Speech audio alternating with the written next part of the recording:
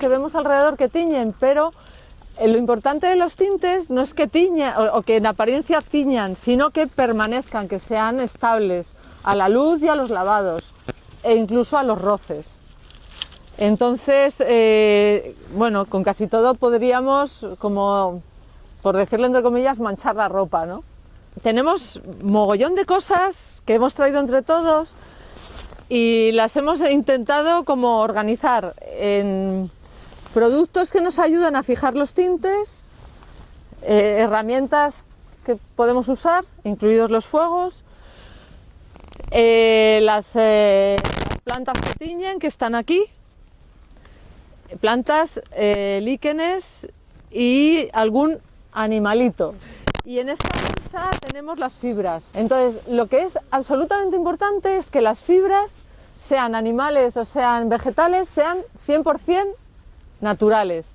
Si tienen un mínimo de poliéster o de...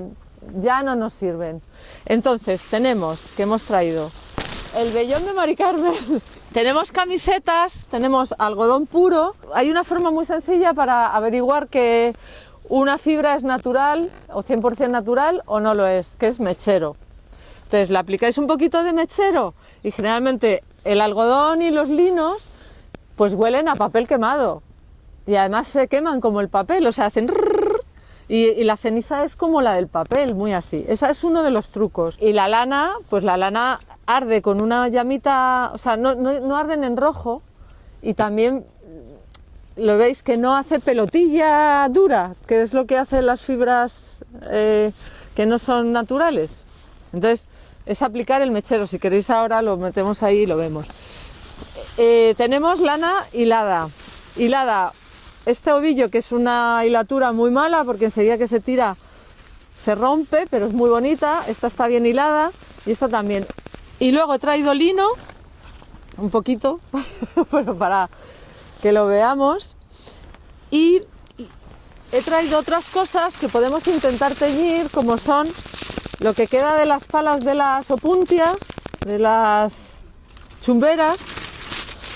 He traído un poquito de rafia, tejida y sin tejer aquí.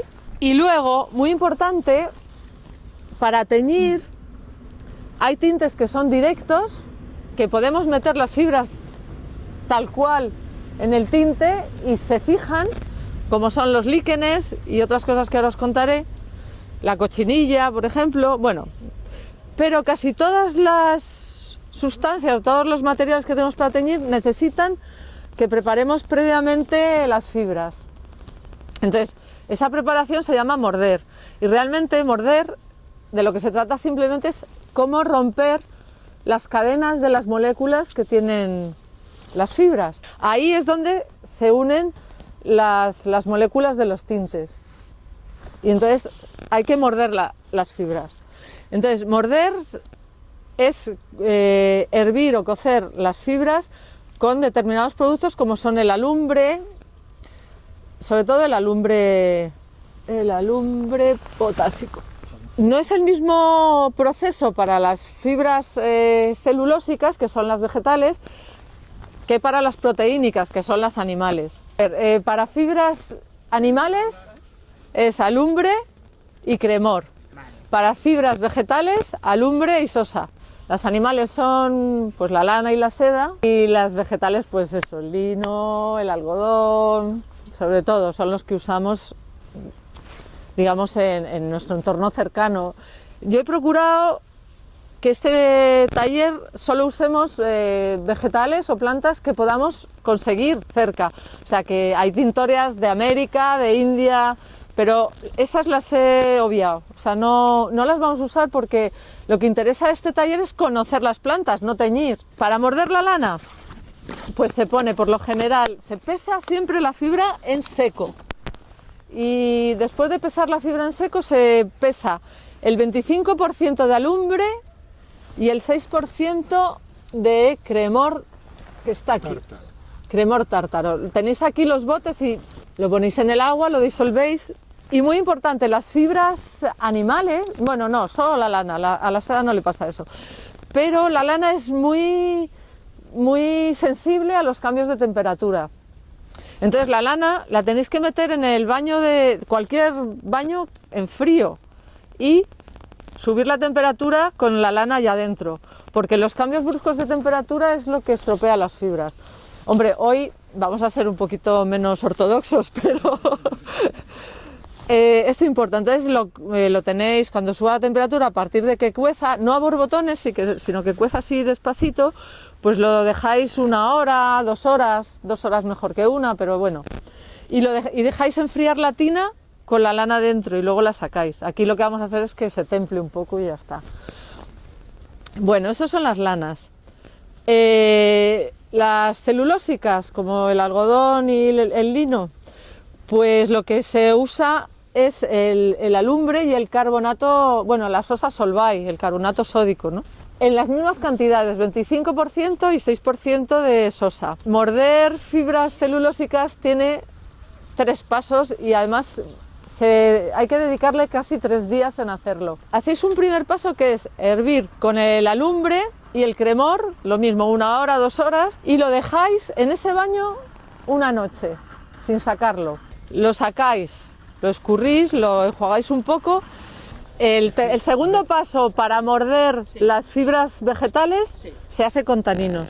Entonces hervimos lo mismo, 1 hora, 2 horas la fibra con taninos, lo dejamos en el baño otra noche, lo escurrimos y al tercer día volvemos a hacer otro cocimiento, otra vez con alumbre y con cremor.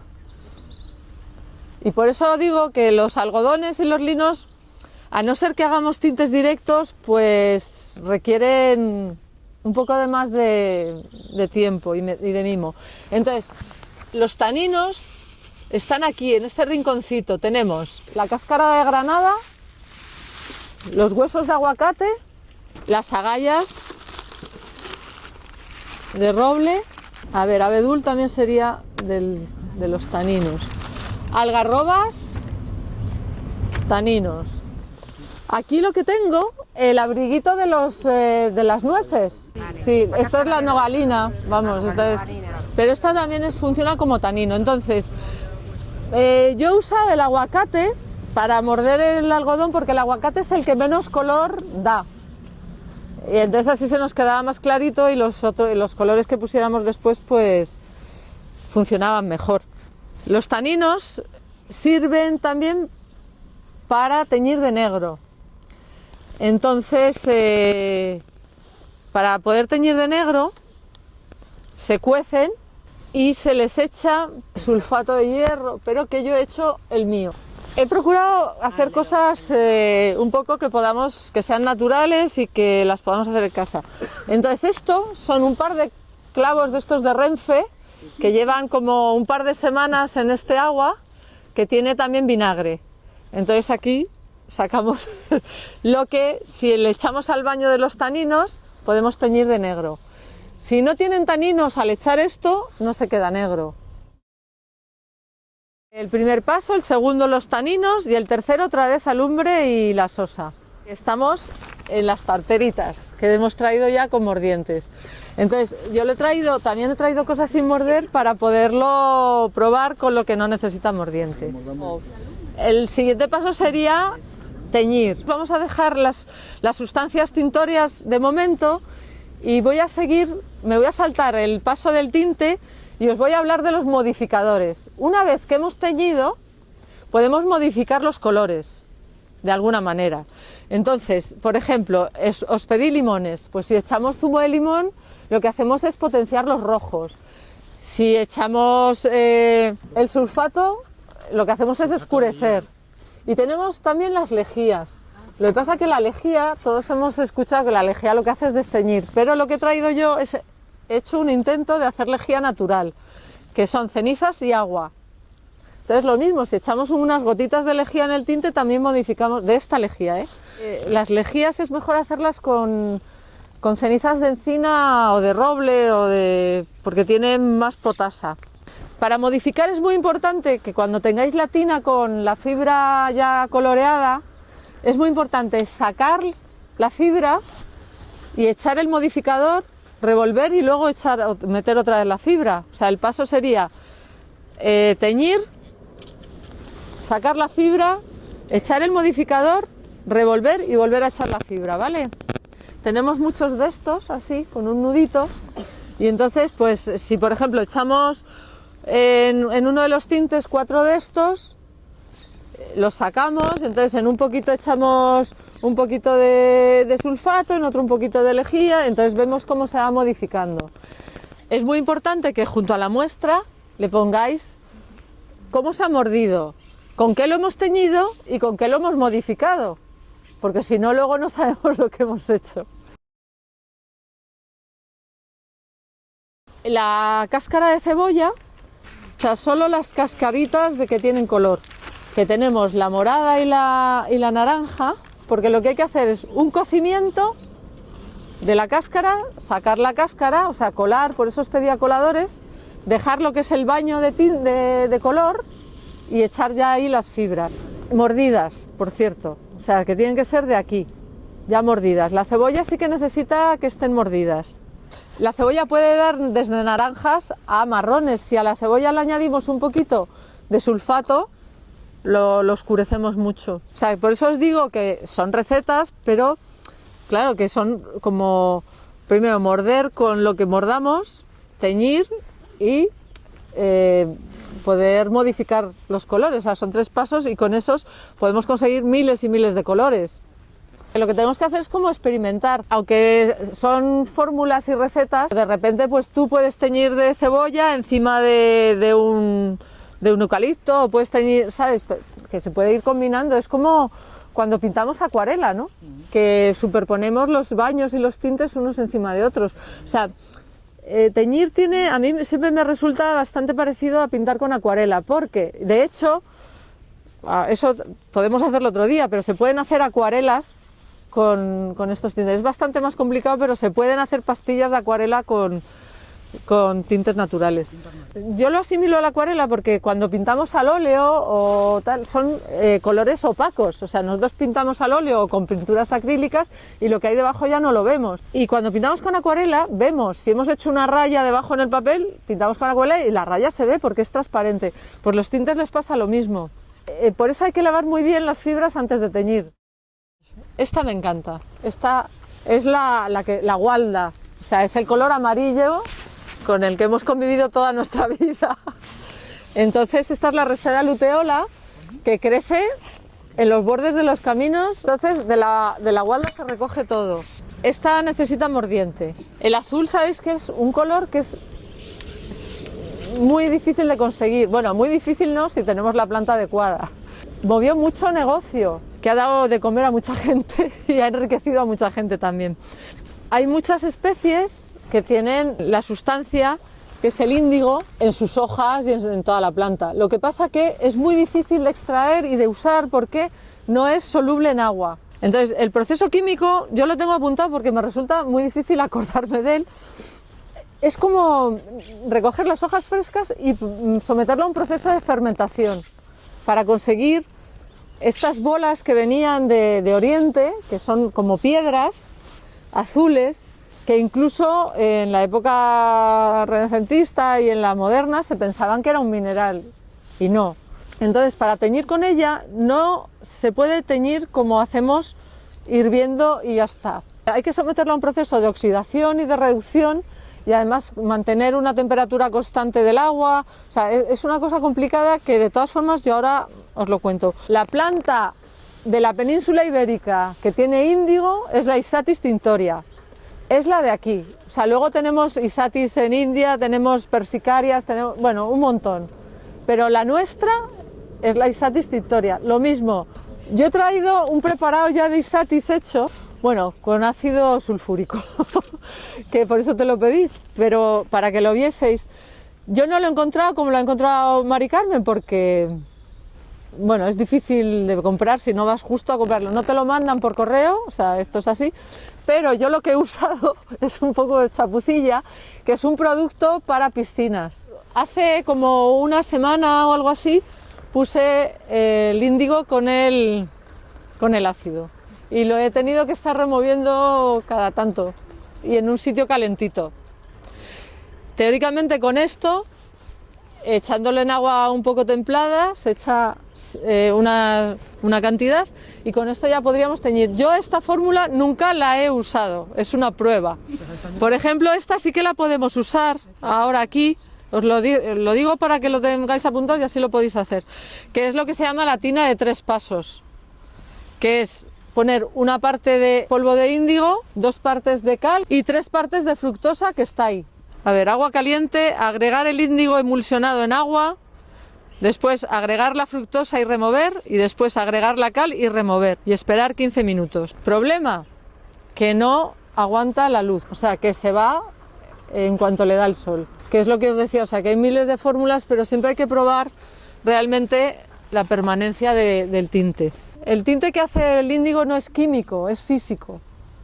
Entonces, es muy resistente a la luz y a los lavados, pero muy poco resistente al roce, porque como está superpuesto a la fibra, pues se va. El color se obtiene por oxidación. Nosotros tenemos la fibra en el baño de tinte y cuando empieza a ponerse azul es cuando lo sacamos al aire y lo aireamos.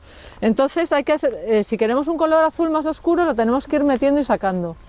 Entonces veis aquí pone 6 baños, 10 baños, o sea que dependiendo también de la receta, ¿eh? Otra que a mí me encanta, que es la rubia tintorea. La podéis encontrar, bueno, la tintorea no es tan fácil de encontrar, ¿eh? Se encuentra sobre todo la peregrina. Tiene también poder tintorio, pero mucho menos que la rubia tintorea. Lo que se usa son las raíces de las rubias. Como veréis, tiñe de naranjas y rojos y este casi no tiene color. Mirad el color de la raíz de rubia tintorea. Es que solo así ya es precioso. Esto lleva en agua nada más ni 12 horas. Fijaros el color. Entonces aquí podríamos meter las fibras y ya se teñiría. Yo creo que es mejor que estén mordidas, pero bueno, probar como hay de todo. Entonces podemos colarlo y usar este baño y luego lo que sobre o más palitos hacer el proceso de cocer. Y lo mismo, luego podemos modificar los colores. Y era la que se usaba para teñir los uniformes de los soldados ingleses, me parece, los soldados, las casacas rojas, se sacaba de la rubia. Luego otra que a mí me encanta es el alazor, el Cartamus tintorius. Yo le he cultivado en casa, pero claro, creo que hemos visto cultivos súper extensos por Guadalajara de alazor, que también se usa para medicina natural. Esto es mi cultivo de alazor. Tenéis 4 plantitas. Además, como planta ornamental es preciosa, es anual, o sea que, bueno, es medicinal, sí. Se cultiva por eso, no se cultiva ya para los tintes. Y además es el falso azafrán. Se cultiva también como para las paellas, vamos. Pero que no sabe, solo da color. El alazor también se sacan 2 colores maravillosos que ahora os enseñaré, que es uno rosa fucsia y otros los amarillos. A ver, del alazor lo que tenemos que hacer es, y aquí vienen las medias misteriosas, ponemos una cantidad de alazor en medias o en bolsas de estas de rejilla. Y de lo que se trata es pegarle un lavado, o sea, dejarlo en agua un rato, que ahora mismo os voy a decir cuánto. Pero veréis que en cuanto le echáis en agua, empieza a sacar el tinte. O sea, a mí me encanta, es asombroso verlo. Fíjate, ¿ves? 200 de peso respecto al peso de la fibra. Ese agua la guardamos. Y después las mallas con el alazor las enjuagamos mucho hasta que ya no sale nada de color. O sea, tenemos un primer tinte que es el que hemos obtenido del primer remojo del alazor, que lo guardamos. Luego enjuagamos el alazor muchísimo hasta que ya no tenemos nada de color y nos quedamos con los pétalos ya lavaditos. Entonces tenemos el tinte que sale de la primera lavada, que es el tinte, nos va a teñir de amarillo, y luego los pétalos limpitos que nos teñirán de rosa. Ponemos los pétalos ya lavados en un recipiente. Los cubrimos de agua, que mejor que sea agua blanda. La de Madrid es blanda, o sea que estamos en el sitio indicado. o usar mineral, vamos. Y poco a poco ir echando carbonato potásico, que tenemos ahí, hasta que los pétalos se nos van poniendo un poquito rojos. Hay que mirar el pH. Entonces el pH tiene que ser 11, alrededor de 11, basiquísimo. Eso, con el carbonato y controlando el pH, se deja reposar 1 hora, con lo cual, después de esta hora, añadimos zumo de limón, que los tenemos ahí, hasta que el pH vuelva a ser casi neutro, incluso un poco básico, hasta 6. Y entonces veréis que el líquido se pone rojo fuerte. Y entonces introducimos las fibras sin morder hasta el día siguiente. Aquí va a ser hasta la hora siguiente, pero bueno, da lo mismo. Y luego con el líquido que habíamos reservado amarillo, lo usamos normal, como usamos la fibra mordida, cocida. Y entonces obtenemos el tinte amarillo y el rosa. Fijaros qué colores. Esto es del cártamo, del alazor. El baño primero y el baño segundo. Es preciosísimo.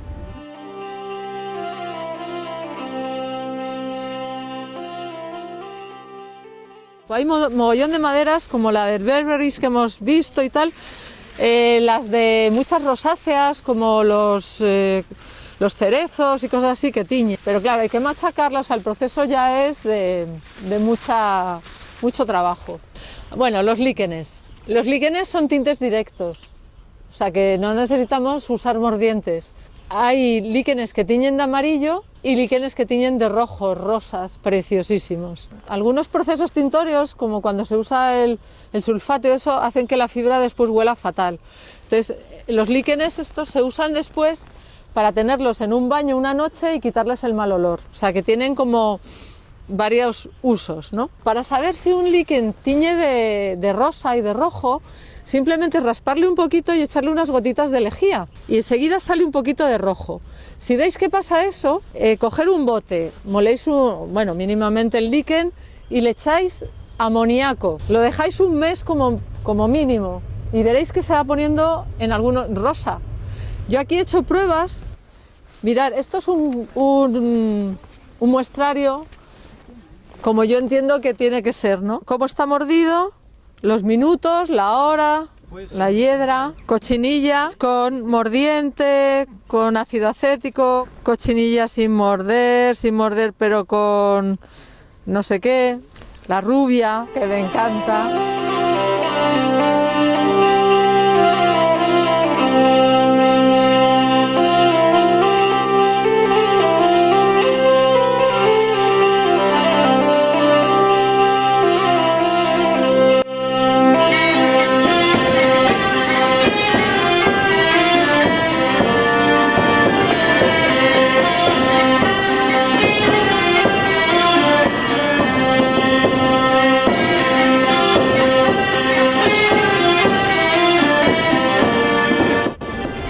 Es preciosísimo.